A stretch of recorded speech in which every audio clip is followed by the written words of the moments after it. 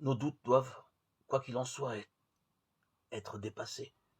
Il est nécessaire pour cela d'écouter la parole de Dieu et de comprendre ce qu'elle nous enseigne. Un chemin important qui aide beaucoup en cela est celui de lire l'Évangile.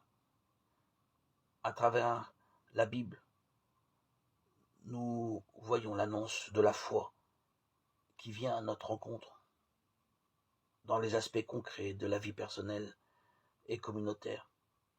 Et il y a dans le même temps une autre voie également importante, celle de vivre le plus possible la foi.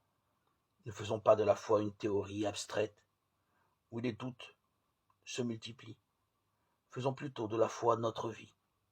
Cherchons à la pratiquer au service de nos frères, en particulier des plus indigents.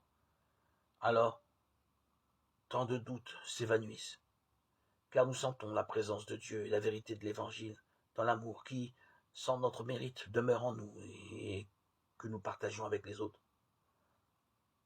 Comme on peut le voir, ces deux œuvres de miséricorde ne sont pas éloignées, elles aussi, de notre vie. Chacun de nous peut s'engager à les vivre pour mettre en pratique la parole du Seigneur. Quand il dit que le mystère de l'amour de Dieu n'a pas été révélé aux sages et aux intelligents, mais aux petits. Luc 10, 21, Matthieu 11, 25, 26.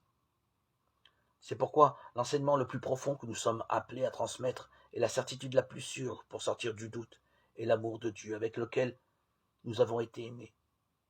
1 Jean 4, 10. Un amour grand, gratuit et donné pour toujours. Dieu ne fait jamais marche arrière avec son amour. Il va toujours de l'avant et attend. Il donne pour toujours son amour, dont nous devons ressentir avec force la responsabilité pour en être les témoins en offrant la miséricorde à nos frères.